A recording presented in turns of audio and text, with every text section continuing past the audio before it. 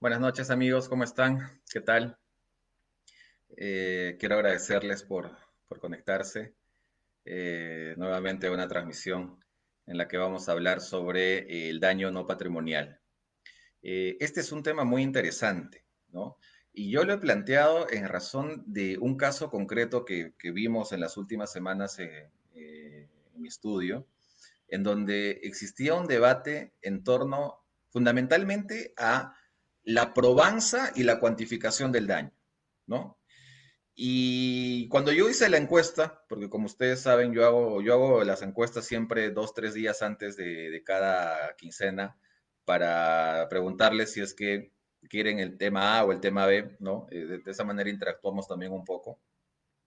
Y me pareció muy interesante que el asunto estaba muy discutido, muy debatido, ¿no? Es decir, no había claridad en torno a qué tipo, cuál de los dos temas uno quería que sea analizado. Si querían que yo pueda exponer algunas ideas sobre el daño patrimonial o sobre el daño no patrimonial, considerando además que existen muchas sutilezas e incluso problemas relacionados a cómo es que se puede estimar o cuantificar un daño no patrimonial. Ahora voy a hablar sobre eso, ¿no?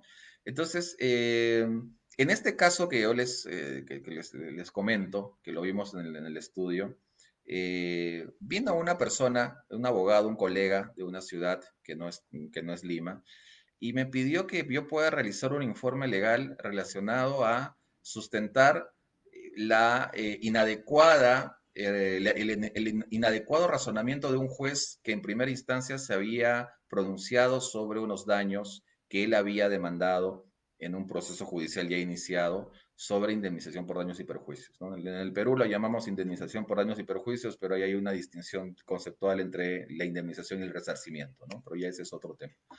Entonces, nosotros a veces pues tenemos esa, digamos, esa predisposición de asumir causas que ya se han iniciado, pero fundamentalmente para dar elaborar un recurso de apelación, un recurso de casación o incluso para dar el informe oral ante la Corte. Y este caso fue interesante porque se está refiriendo a un daño no patrimonial. Y el meollo de este asunto radica en cómo es que yo puedo probar un daño moral, en donde estaba inmersa no una persona natural, sino una persona jurídica. Entonces la pregunta es, ¿una persona jurídica puede demandar daño moral? ¿No? Esa es la pregunta que en ese caso concreto yo resolví. ¿Ok? Les voy a dar algunas pistas para que ustedes tengan un entendimiento un poquito, digamos, enfocado a ese caso. Pero voy a hablar de manera general, como siempre lo hago de manera muy práctica, sobre el concepto en general del daño no patrimonial, ¿de acuerdo? Del daño extrapatrimonial.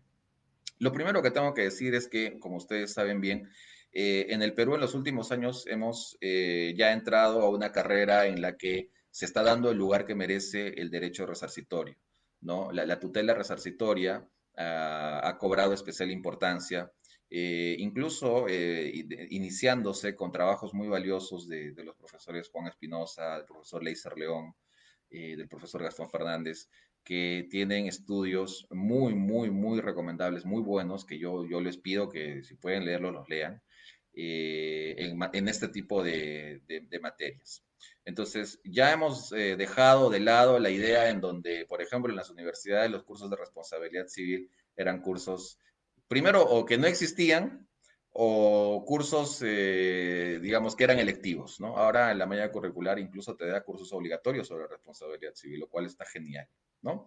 Entonces, cuando ya hablamos de responsabilidad civil, es evidente, es claro, además, y esto está así en la Corte Suprema reconocida, que existen 4 elementos que se deben, por lo menos, analizar, que se deben probar, que se deben explicar, para que de manera conjunta, presentados estos 4 elementos, pues se declare fundada una pretensión resarcitoria, ¿no? Los 4 elementos son la antijuricidad, el criterio de imputación, que algunos lo llaman factor de atribución, el nexo causal y el daño, ¿no? En esta transmisión yo me voy a invocar únicamente al daño, ¿no? Pero no puedo hablar en 30, 40 minutos de los 4 elementos porque, por lo menos, podría hablar de manera general, pero prefiero enfocarme en el daño y en este caso en el daño no patrimonial. concretamente. Entonces, cuando yo hablo ya entro el cuarto elemento que es el daño, ¿no? Las cuatro voces de daño que están reconocidas en nuestra legislación civil son el daño emergente, el lucro cesante, que serían parte y conformarían el daño patrimonial, ¿no? En sus términos. Y por otro lado, tendríamos ese daño que no es patrimonial, que algunos lo llaman daño extra patrimonial, otros lo llaman daño personal, ¿no? Como género. Y en ese segundo escenario encontramos al daño moral y al daño a la persona, ¿no? Entonces, son cuatro voces de daño que tenemos en la legislación nacional que están reconocidas y que están debidamente incluidas en algunos artículos a lo largo de todo el Código Civil, ¿no? Ahora, abro un paréntesis, chiquito. Yo sé que se ha hablado muchas veces del daño al proyecto de vida e incluso se ha hablado también de los daños punitivos, ¿no? No voy a pronunciarme sobre eso. Lo único que yo puedo decir es que esos dos tipos de daño no se encuentran regulados en ninguna norma del derecho civil. No tenemos daños punitivos en el derecho civil, no tenemos daño al proyecto de vida en el derecho civil. De tal manera que hay que entender eso en esos términos, por lo menos no tienen una base legislativa que nos permita entrar a un análisis sobre si es que eso se puede pedir o no se puede pedir en un proceso judicial. Ahora, me queda absolutamente claro, y lo voy a mencionar, me queda absolutamente claro que el daño del proyecto de vida ya ha sido materia de análisis en algunas sentencias casatorias. De tal manera que en esos casos vamos nosotros a estar ante un supuesto de entendimiento de por qué es que un daño al proyecto de vida que no tiene regulación normativa se ha analizado en una sentencia, incluso por la Corte Suprema, ¿no? Hay algunas cosillas también que hay que decir. Pero la regla es esa, esos dos conceptos de daño no los tenemos. Es más, en materia de daños punitivos, quien ha sembrado el debate sobre ese concepto de daño, sobre esa voz de daño, son los jueces laborales. Ni siquiera son los jueces civiles que se han metido a analizar el concepto, los alcances, las características del daño punitivo, que no es propio de nuestro sistema. ¿Ok? Entonces voy al daño extrapatrimonial. El daño extrapatrimonial, decía, es el daño a la persona y es el daño moral. ¿De acuerdo? Voy a ir en tres órdenes. Primero voy a hablar sobre el concepto. ¿De acuerdo? Primero voy a hablar sobre el concepto. Segundo, voy a hablar sobre la probanza de cada uno de estos dos tipos de daño. Y tercero, voy a hablar sobre la estimación. ¿Por qué no llamo cuantificación? Porque al tener una naturaleza que no son patrimoniales estos dos tipos de daño, yo no los puedo cuantificar. A lo más los puedo estimar. No hay cuantificación. Ahora, van a ustedes revisar pues infinidad de artículos y libros que tienen muchas posiciones distintas a las que yo puedo tener y exponer y está todo bien. Finalmente, este es un debate de ideas y cada uno va a sacar una conclusión sobre lo que pueda leer o lo pueda revisar o lo que pueda escuchar o ver como en este caso concreto. ¿De acuerdo? Entonces, concepto, probanza y estimación. ¿Para cuánto le voy a pedir? Pues por daño moral, no ya. Eso. Y al final voy a hablar de tres, cuatro casitos que también tengo las sentencias casatorias para dárselas, para que ustedes las puedan tomar nota de esas sentencias y puedan buscar, googlear las sentencias y las puedan revisar a texto completo, que además son casos muy interesantes relacionados a este tipo de daño. ¿Ok? Bien, voy a ir en primer orden por el concepto. ¿Ok? Este es un concepto que además, y esto lo debo decir, además ha tenido un debate y sigue teniendo un debate en la, si se quiere, en la doctrina. ¿De acuerdo? Hay un debate sobre esto. Yo no voy a hacer la lista de quienes dicen sí, quienes dicen no. Simplemente yo les voy a dar el concepto que además se ve reflejado en varias sentencias de la Corte Suprema. Y a mí me interesa mucho traer a colación las sentencias de la Corte Suprema, porque finalmente esas sentencias son las que uno va, en el caso concreto, a invocar, ¿no? Porque le va a decir al juez supremo, si estás planteando una casación, por ejemplo, oye, tú mismo en la casación tal me has dicho que el concepto de daño a la persona es este. Así que te lo estoy citando en el caso concreto y yo espero que tú, en línea de principio, con lo que ya has mencionado en esa sentencia anteriormente, me des la respuesta en este caso. ¿De acuerdo? Ahora, ¿puedo citar 40.000 tratados de derecho civil? Sí lo puedo hacer, también lo puedo hacer. Ya eso es decisión, digamos, de cada uno y ustedes ya, digamos, verán qué tipo de argumentos van a utilizar, ¿de acuerdo? Pero a mí me gusta siempre partir por invocar la norma e invocar la sentencia casatoria que me permita entrar al análisis del caso. Bien, cuando yo hablo del daño a la persona, cuando hablo del daño a la persona, se entiende por especialistas que el daño a la persona es esa vulneración a la integridad física del sujeto, ¿de acuerdo? Al cuerpo, ¿no? A la integridad biológica del sujeto. Ese es el daño a la persona. Y tiene un entendimiento distinto cuando uno habla del daño moral, porque en el daño moral tú vas a hacer referencia al dolor, al pesar, al sufrimiento, ¿no? A supuestos de pena, ¿no? De ese aspecto psicológico que tiene el sujeto producto del daño que ha sufrido, ¿no? Por ejemplo, en materia de derecho penal, cuando se analiza el tema de la reparación civil en casos tan delicados como el de la violación, es evidente que existe un daño moral en la víctima que va a permanecer, eh, sabe Dios hasta cuándo, ¿no? Porque es algo tan delicado y el daño moral en esos supuestos es, digamos, tan evidente que ahí la pregunta que surge es, oye, ¿este daño moral tiene que probarse o tiene que presumirse? Por eso yo soltaba en redes en la mañana una pregunta que le respondieron 800 personas y es interesante, ¿no? 800, más de 800 personas. Es interesante porque el 60% más o menos decía que se debe probar y el otro porcentaje decía que no se debe probar. Con lo cual ahí también tenemos nosotros una distinción, una diferencia en el entendimiento de que se debe probar o no se debe probar. Yo les estoy contando este caso de reparación civil en concreto, de un caso de violación. Y la pregunta que he soltado es, oye, ¿necesitas probar el daño moral o tienes que presumir el daño moral en este caso?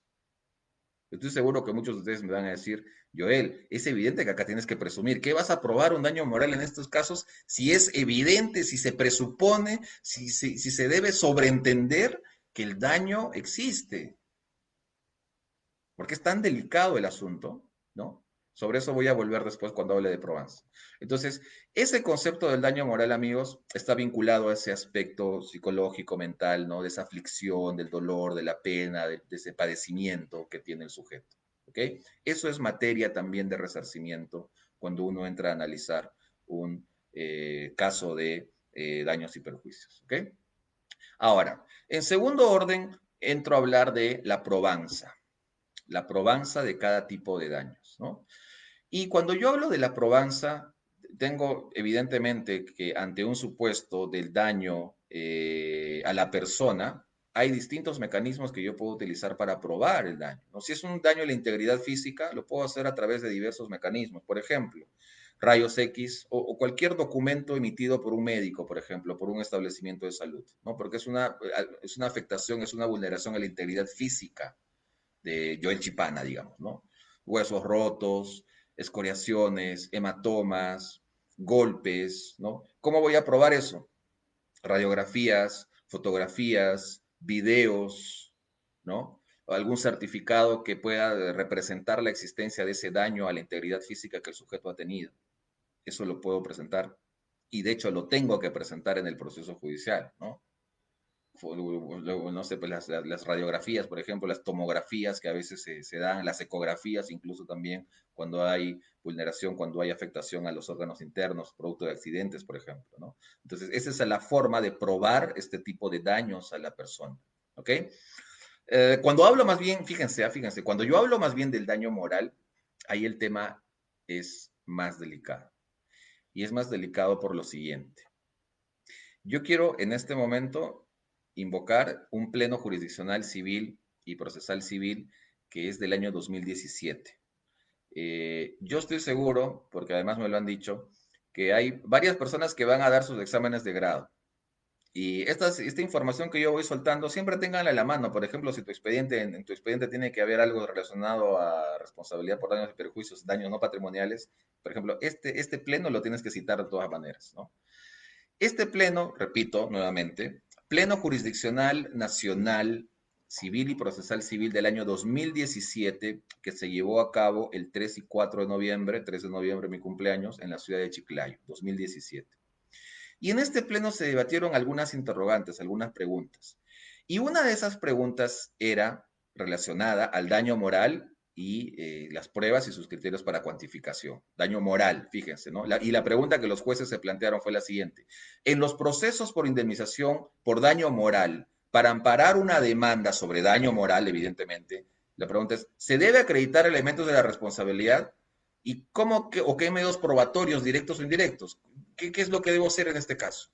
¿No? Cuando hablo del daño moral, ¿no? Recuerden ustedes que estos plenos jurisdiccionales nacionales lo que hacen es juntar a todos los jueces del país y se reúnen en una sola sede y empiezan a plantear preguntas que en distintas jurisdicciones tienen respuestas distintas y lo que hacen es tratar de uniformizar para que de esa manera, de ese momento en adelante, ya todos los jueces nacionales tengan claridad al momento de cómo abordar estos temas concretos que en esos encuentros se van a discutir, ¿no?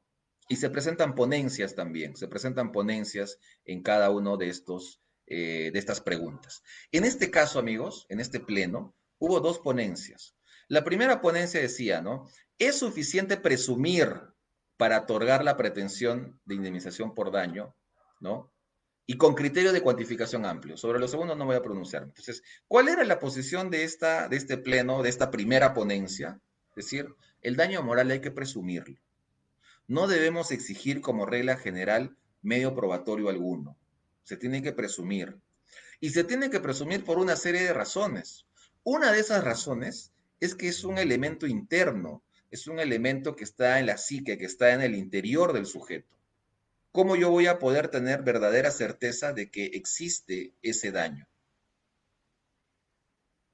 Entonces, como no puedo entrar a él, digamos, a la mente del sujeto, lo que yo voy a hacer es presumir. Voy a presumir que ese daño existe, ¿no? Primera ponencia. Pero la segunda ponencia iba más allá y decía, ¿debe o no debe presumirse? Dice, debe someterse a la carga de la prueba del demandante, ¿no? A través, y este tiene que presentar, medios probatorios directos e indirectos, no siendo suficiente la presunción. ¿De acuerdo? ¿Qué ponencia ganó? Ganó la ponencia 2, que exige prueba directa o indirecta del daño moral. ¿Cuál fue la votación? Me parece, si mal no recuerdo, 80 votos frente a 11 votos, más o menos. ¿De acuerdo? Entonces, en línea de principio, si uno va a ir a litigar y va a tener enfrente un proceso en donde se discuta este tipo de daños morales y tiene prueba, ahorita voy a hablar de la probanza, tiene que presentar estos medios directos o indirectos, ¿no? Ahora, yo ya había mencionado, daño a la persona, las pruebas, ya les dije, ¿no? Certificados médicos, todo lo que pueda representar el daño a la integridad física.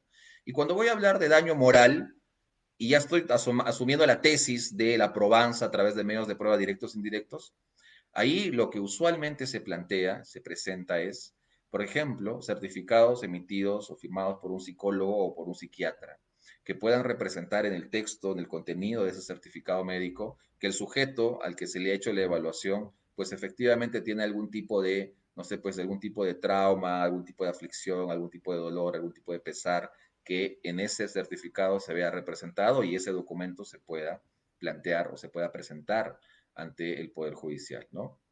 Ahora, también es cierto, y esto ustedes lo deben tener muy en cuenta, amigos, también es cierto que el ser humano de por sí, ¿no? Por regla general, el ser humano pues es un sujeto que es un ser, es una criatura que va a tener en muchas circunstancias de su vida golpes fuertísimos, pero el ser humano es empuje, ¿no? El ser humano es, voy a salir de esta, el ser humano es, va a tener esa capacidad de poder reponerse, de repente no al 100%, pero sí en buena cuenta, y va a poder reponerse al daño moral que ha sufrido. Y ese argumento se utiliza en algunos casos y en algunos estudios dogmáticos incluso para decir que el daño moral no debería ser estimable, porque el ser humano es cierto que en ese momento ha sufrido algo, pero luego va a seguir con su vida y se va a recuperar. Y si ya se ha recuperado, pues entonces ya estamos hablando de la inexistencia de un daño que al momento de que el juez lo vaya a pronunciar probablemente ya ni exista, ¿no? Pero lo cierto es que lo que se debe enfocar, lo que se debe poner, a lo que se debe poner análisis es al hecho de que el daño se va, digamos, entre otros escenarios, ¿no? Porque hay varios escenarios, lo que se va a resarcir es el daño que ha sufrido el sujeto al momento de la ocurrencia del hecho que ha generado toda esta tutela resarcitoria. ¿Ok? Entonces, Probanza, estos medios, digamos, certificados médicos, documentos emitidos por algún psicólogo, algún psiquiatra o alguna persona que tenga las acreditaciones debidamente comprobadas para poder dar una opinión sobre este tema. O sea, ese será un medio de prueba, si se quiere, directo para probar la existencia de un daño moral, ¿no? Ahora, la pregunta que surge ahí es, ya, bacán, me parece genial lo que acabas de decir, ¿y las personas jurídicas? ¿Cómo vas a probar el daño moral a la persona jurídica? Si es que aceptas la tesis de que la persona jurídica puede solicitar un resarcimiento por daño moral. Ahí me vas a hablar de prueba directa o indirecta o qué tendrás que plantear, ¿no? Ahorita voy a volver sobre eso. ¿Ok?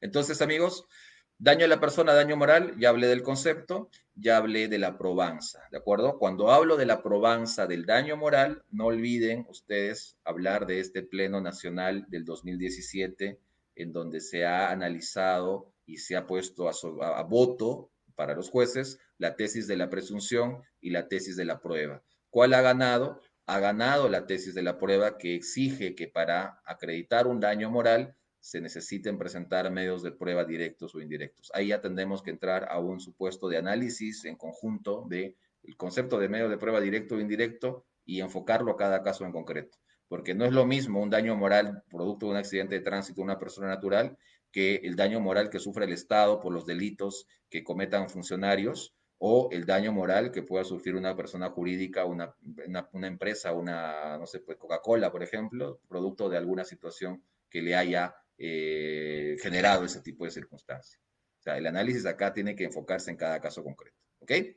Y finalmente, cuando yo hablo de la cuantificación, acá hay que hacer una precisión, ¿no? Porque claro, cuando tú vas a plantear un proceso o vas a iniciar un proceso por daños y perjuicios, vas a solicitar un resarcimiento en X dinero, ¿no? Vas a solicitar, no sé, pues 1.500.000, 800.000, ¿no? 15 millones, ¿no? Ya. Entonces, ahí la primera pregunta que surge es, cuando hablamos de daños no patrimoniales, ¿realmente se puede cuantificar ese daño no patrimonial? O sea, podemos dar una cifra exacta para decir cuánto vale tu dignidad, cuánto vale tu honor, cuánto vale tu vida, cuánto vale ese sufrimiento, cuánto vale el dolor de los 15 huesos rotos que tienes, cuánto vale el sufrimiento de que te han golpeado y una mancha te han agarrado y te han masacrado. O sea, ese dolor que tú tienes, ¿cuánto vale, no? Ahí surgirán las tesis tontas, ¿no? De algunas personas que dicen, no, por ejemplo, hay que hacer diferenciación entre los umbrales del dolor. Si es que yo pruebo que tú soportas más al dolor que la otra persona de término medio, entonces tu resarcimiento tiene que ser menor. O sea, ahí se va a meter a análisis una serie de factores que en muchos casos no necesariamente tienen que ver con el derecho, pero que en un proceso judicial uno los debe tener bien en cuenta. Entonces, la primera idea, estimados amigos, que yo considero y es la tesis que yo asumo es que cuando estamos hablando de un daño que no es patrimonial, sino estamos hablando de un daño a la persona o un daño moral, no podemos hablar de cuantificación porque esa cuantificación es imposible. No hay forma de cuantificar una vida, por ejemplo. ¿Cuánto vale la vida de un ser humano? Eso es imposible cuantificar, ¿no? Entonces, por eso es que en cierto sector de la doctrina el término que se utiliza es la estimación de ese daño, ¿no? Voy a estimar, voy a tratar de acercarme de repente utilizando algunos mecanismos a ver cuánto es lo que yo puedo pedir por el resarcimiento en este tipo de casos, ¿no? Entonces, eso es lo primero, ¿no? No, es imposible una cuantificación, no existe una fórmula para que podamos entrar a ese, ¿cuánto vale esto? No, eso no va a pasar. A diferencia del daño patrimonial, ¿no? Daño emergente, lucro cesante. Daño emergente, daño directo, se perdió mi carro. ¿Cuánto vale tu carro? Llamo a un perito, me hace la tasación y me da un monto. Ya está, ese es lo que se tiene que pagar, ¿no? Entonces, hay que entender eso. Ahora, en materia de daño personal y en materia de daño moral, en algunos países, por ejemplo, se utilizan el sistema de las tablas, ¿no? Y el sistema de las tablas, por ejemplo, en Italia, en algunas cortes se utiliza, lo que hace es establecer una serie de parámetros y en razón a esos parámetros, por ejemplo, voy a poner un caso concreto, ¿no? Hay un nivel de invalidez del sujeto, ¿de acuerdo? Hay un nivel de invalidez del sujeto producto del accidente, ¿no? Y en esas tablas te ponen el porcentaje de invalidez, ¿no? Como una variable, y en otra variable te ponen la edad.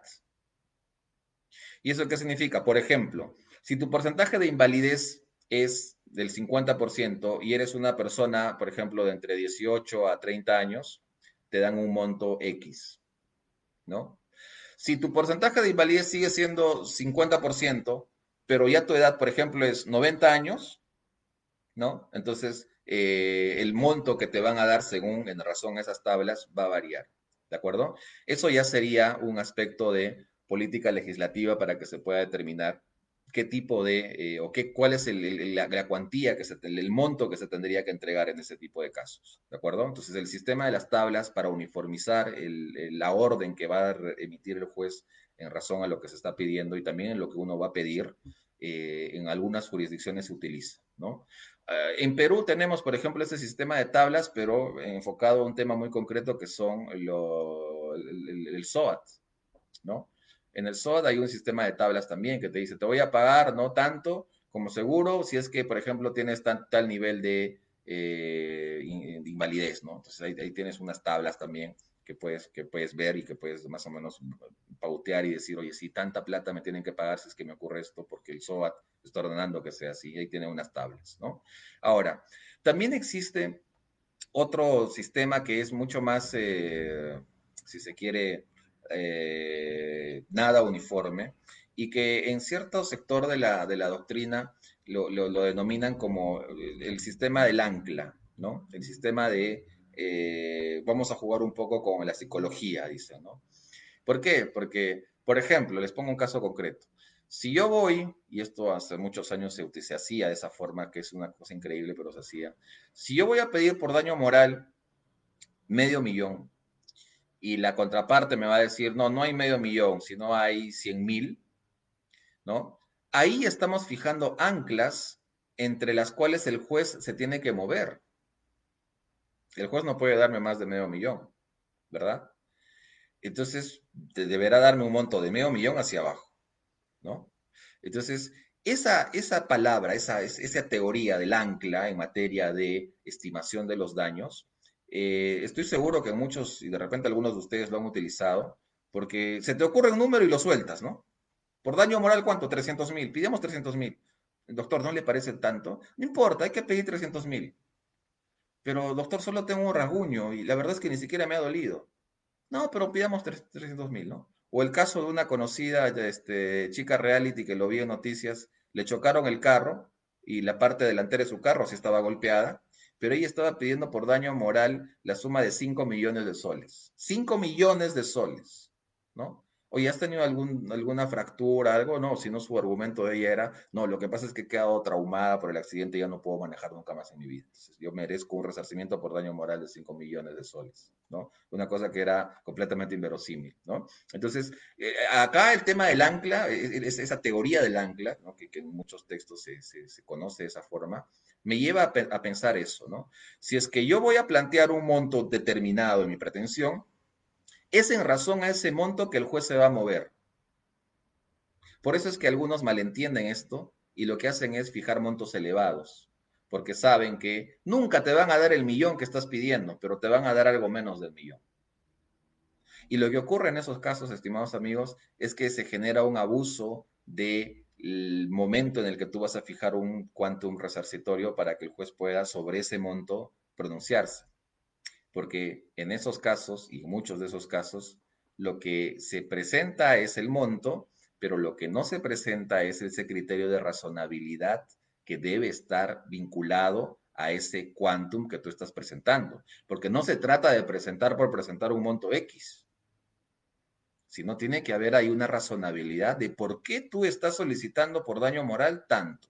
¿Por qué tú estás solicitando por daño a la persona tanto? Porque como dije, acá no hablamos de cuantificación, aquí hablamos de la estimación de ese daño. ¿De acuerdo? Entonces, esa teoría del ancla, que seguramente algunos de ustedes de repente no le han escuchado, pero estoy seguro que otros sí, tiene como mente, tiene como objetivo jugar psicológicamente con el juez y decir, oye, te voy a plantear este número, pero sobre ese número vamos a discutir. Oye, pero tu razonabilidad la tienes, no la tienes razonabilidad. Entonces, en muchos casos, que de repente puedes tener un caso sólido, por una falta o una indebida fundamentación, el juez te va a dar 1.000 soles. ¿Cuánto has pedido? 500.000. ¿Y por qué te han dado 1.000 soles? Esto es una locura, pues no, ya. Entonces hay que también ser razonable al momento de fijar esos montos, ¿ok? Ahora, la norma, además, amigos, la norma en este tipo de casos establece la regla de la libertad de la valoración del juez al momento de fijar este número. Hay una libertad absoluta de valoración, ¿no? Y esto tiene un aspecto positivo y un aspecto negativo. El aspecto positivo es que en uso de esa libertad de valoración que va a tener el juez para fijarle un monto, puede existir una sentencia que se encuentre debidamente fundamentada. Y la debida fundamentación va a verse reflejada en cómo es que el juez ha valorado todo el conjunto de medios probatorios que uno le ha presentado.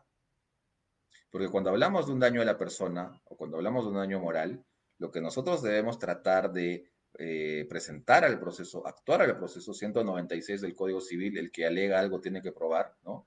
Y los subsiguientes artículos que dice el juez tiene que hacer una valoración conjunta de los medios probatorios que se han presentado al proceso, me va a llevar a la conclusión inequívoca de que un juez, para emitir una sentencia debidamente fundamentada relacionada a un caso de daño a la persona o daño moral, debe tener las herramientas que son los documentos que va a tener que valorar y explicar y interpretar. Y a mayor fundamentación, a mayor motivación, a mayor lógica, a mayor coherencia de las ideas que se incluyan en esa sentencia, pues va el riesgo de que sea anulada por sedes superiores va a ser menor. Pero la mayoría de los casos, y yo me atrevo a decir la mayoría de los casos, adolecen de una debida motivación cuando hacen referencia al daño a la persona o al daño moral, sobre todo y específicamente en el monto que está ordenando que sea pagado como resarcimiento. Y eso sirve para ambos lados, porque tú puedes pedir 100.000 y está bien argumentado, pero el juez te puede dar 5.000. Entonces, una de las principales, digamos, puertas para que tú puedas entrar a cuestionar esa sentencia es la debida motivación. Yo en una transmisión anterior repetí y la vuelvo a repetir. No olviden tener en cuenta la sentencia del Tribunal Constitucional del caso de Juliana Yamoja, en donde se hace referencia a esto. ¿Ok? Entonces, esa debida motivación puede existir, depende de los medios probatorios que hayas presentado, pero puede no existir, supuesto en el cual va a ser más fácil que tú puedas tumbarte esa sentencia en un recurso de apelación o en un recurso de casación cuando sea el caso. ¿De acuerdo? Pero la debida motivación para decirte por qué te están dando ese monto debe estar presente. No solamente basta que el juez diga, la norma me permite y me otorga una valoración libre, me da un criterio amplio. Y como me da criterio amplio, yo digo que es tanto. No, tiene que haber una motivación.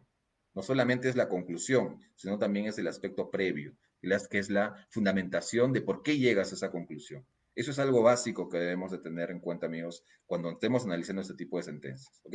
A ver, para ir terminando, yo les voy a soltar acá cuatro casaciones que son básicas, ¿de acuerdo? Para que ustedes la tengan en cuenta. La primera está relacionada y va a servir como sustento para hablar de supuestos de daño moral a la persona jurídica. ¿Ya? Daño moral a la persona jurídica. Y para fundamentar, la respuesta es que las personas jurídicas sí pueden sufrir daño moral, ¿de acuerdo? Y la respuesta está en una sentencia del Tribunal Constitucional en donde reconoce una serie de derechos a las personas jurídicas. Por ejemplo, el derecho al honor o a la buena reputación. Entonces, si afectas ese derecho, hay un daño moral, puedo solicitar una tutela resarcitoria en ese orden. Me queda claro que una tutela en orden de lucro cesante lo puedo solicitar, pero un daño moral lo puedo solicitar, sí. Entonces, esa sentencia del Tribunal Constitucional, amigos, que yo recomiendo mucho que la tengan en cuenta, recae en el expediente, y digo el número, 4972-2006-PA/TC. Repito, la sentencia emitida por el Tribunal Constitucional en donde se reconoce una serie de derechos a las personas jurídicas que me va a servir de base para plantear el daño a esos derechos que el tribunal ya reconoce para este tipo de entes, es el expediente 4972-2006 espacio PA/TC. ¿De acuerdo? Primera, esa sentencia es básica. Otra casación y a Corte Suprema, en donde se analiza y la pregunta es, ¿debe exigirse una gravedad psiquiátrica para dar un daño moral? Porque eso también es materia de análisis, porque algunos jueces lo que dicen es hoy, prácticamente te piden que estés loco tú por el daño. Y si tú pruebas que estás loco y eso tiene relación directa con el hecho que ha generado todo este asunto, pues entonces te voy a dar un daño moral. Entonces, la pregunta que surge ahí es, ¿debe exigirse una gravedad psiquiátrica para dar un daño moral? Y esta respuesta la responde la casación, cito el número, casación número 15304-2013 Lima. Repito, casación 15304-2013 Lima. Y responde a la pregunta esta casación, ¿debe exigirse gravedad psiquiátrica para un daño moral? Y la respuesta, leo dos líneas, fíjense. La exigencia indebida que hace la sala superior de una patología psiquiátrica mayor implicaría que el daño, pese a existir, debe ser de tal magnitud que motive una patología irreparable para ser estimado como presupuesto indemnizatorio, sin considerar que el daño moral es conforme se indicó el sufrimiento o el dolor. Entonces la sentencia de esta contenida en esta casación dice, oye, no debes hablarme tú de una patología mayor, porque son dos cosas distintas. ¿Ok? Tercer caso, responde a la pregunta. El daño a la persona comprende la afectación de aspectos biológicos, físicos y psíquicos y a frustración del proyecto de vida. Y esta sentencia, esta casación la menciono porque en esta casación se menciona el daño al proyecto de vida que, como dije hace un momento, no tiene una regulación legislativa. ¿De acuerdo? En doctrina sí se ha escrito trabajos importantes relacionados a esta voz de daño. De hecho, en algunos códigos recientes se ha regulado ya el daño al proyecto de vida, ¿no? La tesis de Fernández Cesareo, que digamos, ha tenido esa idea de plantear este tipo de nueva voz de daño, ¿ok? La casación que menciona figura del proyecto de vida es la siguiente, casación 1348-2014 Amazonas, ¿de acuerdo? Repito, casación 1348-2014 Amazonas, en donde ustedes van a poder analizar y estudiar y ver de manera interesante, además, este caso, estos supuestos del daño a la persona y en donde también se hace el análisis del daño al proyecto de vida. Y finalmente, una sentencia que marcó también un momento de debate interesante en el país, que estaba relacionada al caso Brunito, un supuesto de daño moral alegado por el familiar que era la madre por la pérdida de su hijo, quien había muerto arrollado en las vías de un tren, ¿no? Yo recomiendo mucho la casación, esta es la casación 1714-2018-Lima, en donde se otorgó un monto resarcitorio que superaba los 800,000 soles, ¿no? Es un caso emblemático, es un leading case. Claro, se puede criticar algunos aspectos del caso, pero lo cierto es que la sentencia tiene algunas ideas que son muy importantes que se analicen. Repito nuevamente esta casación del caso Brunito, caso 1714-2018, espacio Lima, en donde se analiza el daño moral.